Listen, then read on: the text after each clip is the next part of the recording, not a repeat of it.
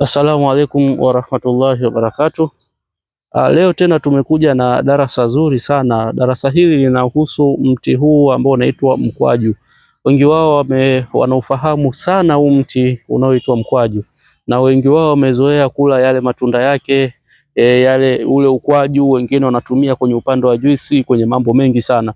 Kwanza ule ukwaju kama ukwaju wenyewe una faida nyingi, una mambo mengi sana mwilini, unasaidia mambo mengi sana mwilini, lakini mimi leo nitauzungumzia mti moja kwa moja, mti huu wa mkwaju, jinsi unavyoweza kukusaidia kwenye matatizo au kwenye maradhi mbalimbali.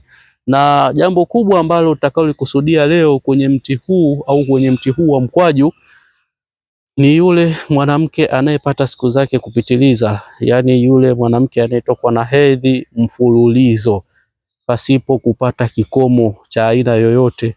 Hivyo basi leo mimi nitaelezea ni jinsi gani au ni namna gani ya kuweza kuutumia mti huu wa mkwaju ili kuweza kumaliza tatizo au changamoto hiyo.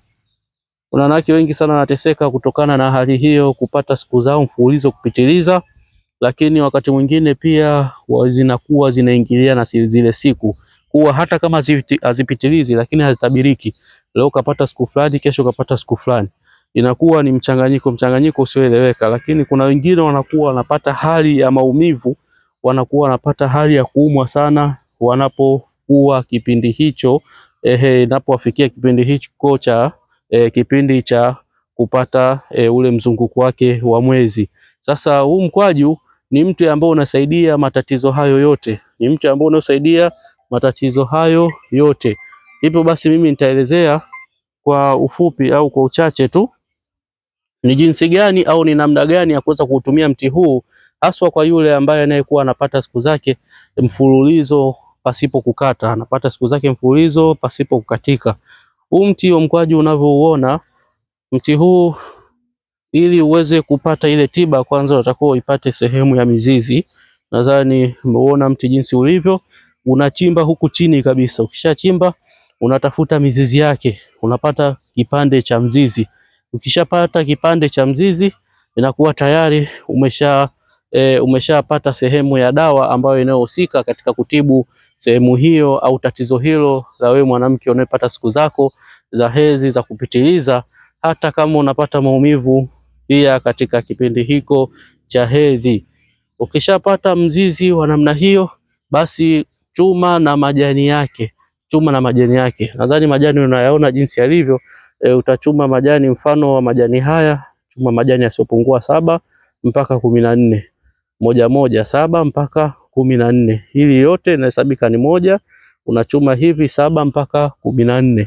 Kisha baada ya hapo yale majani utakwenda kuyaloweka, yatalala siku nzima, yani siku moja. Yakishalala siku nzima, siku moja yale majani, lakini kuyaloweka kwake pia unatakiwa uwe umeyatwanga, kisha unaweka kwenye maji, unayaloweka, yanalala usiku mmoja. Usiku ya kwanza, siku ya pili, basi unachukua majani yale ambayo umeyaloweka na maji, unayachuja. Maji hayo yasipungue wastani wa nusu lita. Unayachuja. Ukishayachuja, basi tumia kuyanywa maji yale kwa mara moja.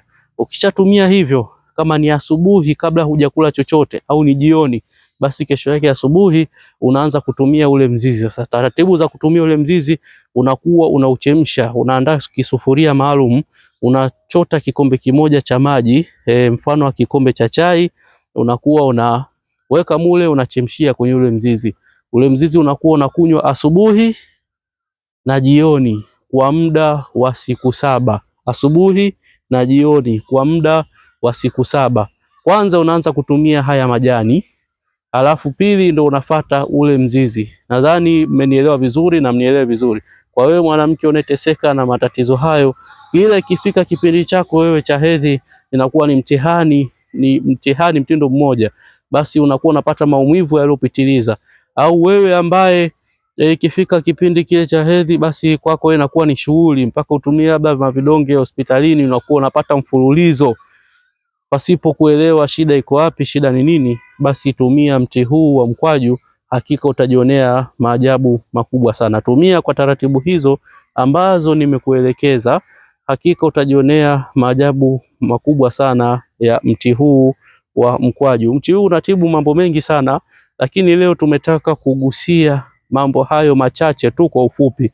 Hivyo basi, wewe ambaye unaoanza kufuatilia chaneli yetu pendwa, hii ni chaneli ya Dr. Fatehe Online TV, lakini vile vile pia wewe ambaye hujabahatika kupata video zetu nyingi tofauti tofauti, basi usiache kubonyeza neno subscribers, usiache kukomenti ili uendelee kufuatilia chaneli yetu pendwa hii, uendelee kuzijua video nyingi mbalimbali zilizopo ndani zaidi na zaidi, na zingine ambazo zinazokuja. Ziko darasa nzuri sana ambazo zitakazoendelea. Usiache kushare na mwenzako video hii ili mwenzako naye pia aweze kupata faida zilizomo humu. Kwa nambari ya simu 0622 12 48 12 06 12 22 48 12 plus 255 716 21 48 12. Assalamu alaikum warahmatullahi wabarakatuh.